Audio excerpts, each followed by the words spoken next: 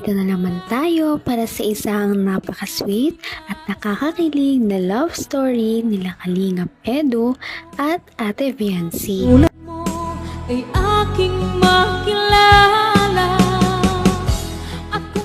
Para sa pagpapatuloy ng ating love story ay dito natin makikita kung bakit ba talaga nagpapanik si Kalingap Edu, dahil nagpanik nga siya sa ating nakaraang video dahil medyo gumalaw talaga ng napakalakas ang Ferris wheel, dahil ito nga ay kanyang kinatatakot dahil takot siya sa mga matataas.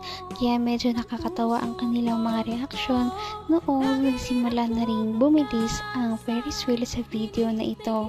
Kaya naman tunghayan ninyo ang mga susunod na mangyayari at mga kilig moments na gagawin ni Ate Viancy ngayon kay Kalingap Edu. At syempre dito rin natin makikita kung saan pa ba sila pumunta pagkatapos ng kanilang Ferris wheel.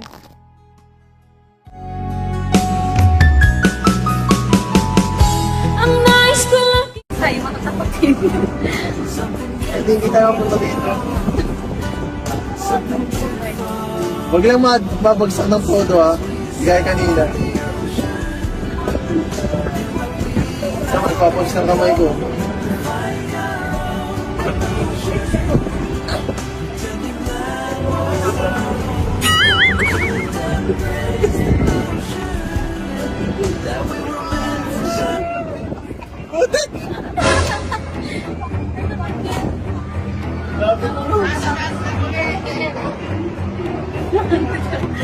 Huwag kang gagalaw, huwag kang gagalaw!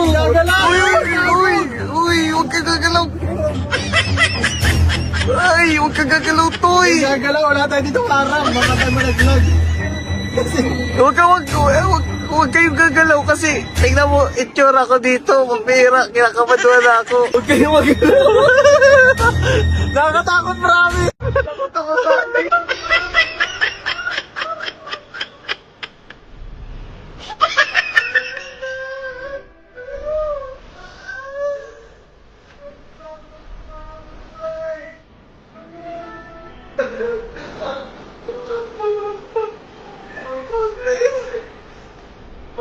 Para sa inyo, kakamera mo na ako ng picture ako.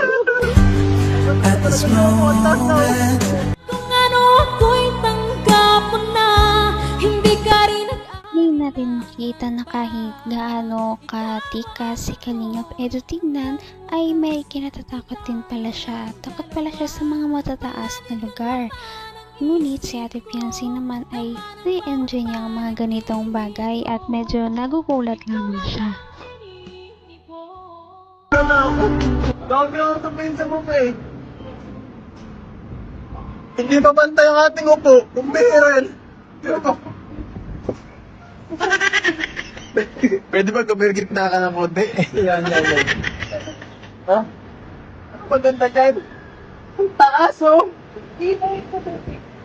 Ayaw mo yun? Ikot-ikot tayo mamaya. Para ka mo.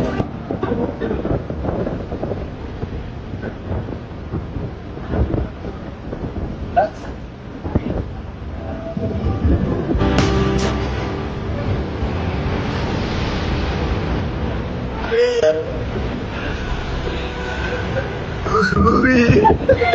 May pinagawad ako, mapira. Sira moment pa dyan ay.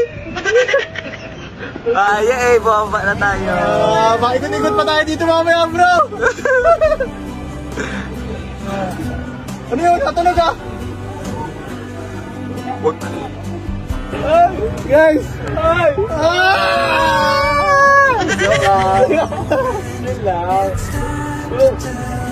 Promise ka. Nakakatakot guys pag nasa pinakataas ka na. Black Lab po. Black Lab! Ang bilis! Ang bilis! Oy! Oy! naman ang bawat panaginip ko. Ikaw lang ang Mas nagulat pa nga si Kalingap Edu dahil bigla na lamang bumilis ang ikot ng Ferris wheel. Mataas pa man din ito at bigla itong umikot ng napakabilis, kaya todo ang kanyang hiyaw Ngunit syempre nag-i-enjoy pa rin naman silang dalawa ni Ate Fiancé. May na kita mahal. Hinahawa ko to kasi mga delikado ba wala?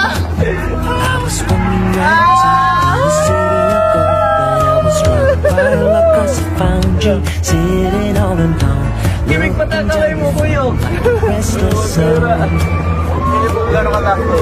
the wind that stroked your hair, you said in the air, and the city was almost at its spotlight just waiting, making flowers. Salamat po. Una tayong bababa. Thank you. You make me Thank you naman. Una tayong bababa. Ayan, sa wakas. Sa wakas. Tapos na ang pagdurusa. Tapos na. Ay, uuwi na tayo. Ano na tayo? Next destination na tayo. Tara na. Sa puso mo.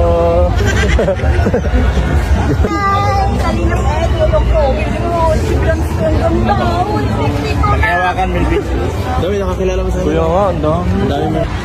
Ayun mga kalinga po. Ang ganda talaga dito. Saan na yung dalawa? Dryer rack. Ay, ito pala yung dalawa dito. Bihira itong dalawa na to. Kaya pala nawawala. Kaya man talaga mag-drink. Hanggang wakas ay tayo ng dalawa. Palagi kang naman. Parang kahit natakot si Kalingap Edu sa kanyang kaninang sinakyan ay hindi pa rin niya nakakalimutan na bumanat kay Ate Fiancé pagkababa nila ng Ferris wheel. Nakakakilig din naman talaga ang dalawang ito. Pagkatapos nga ng kanilang Ferris wheel ay may pinuntahan pa daw silang last, kaya ito na nga ang kanilang pinuntahan. Tama!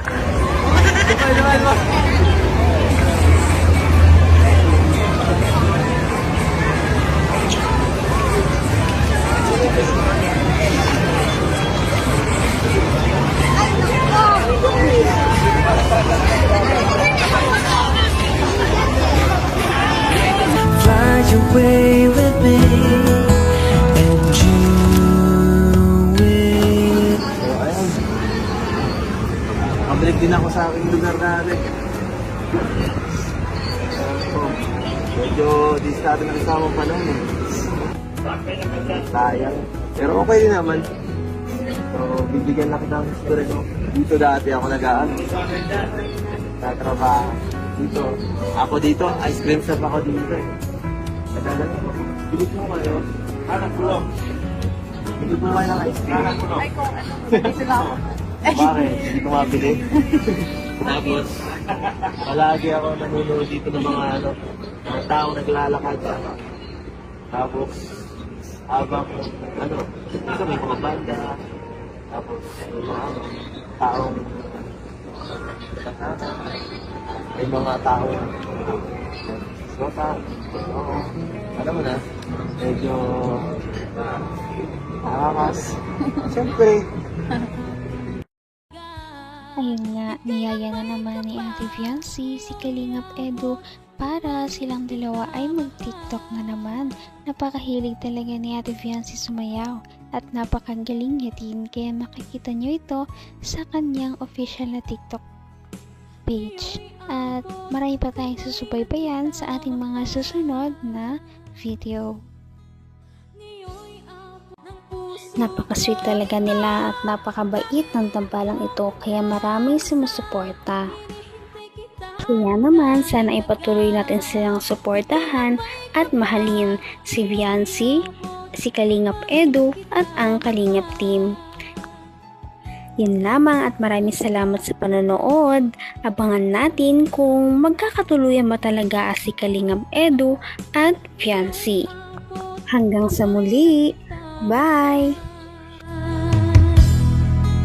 Ngayon'y abot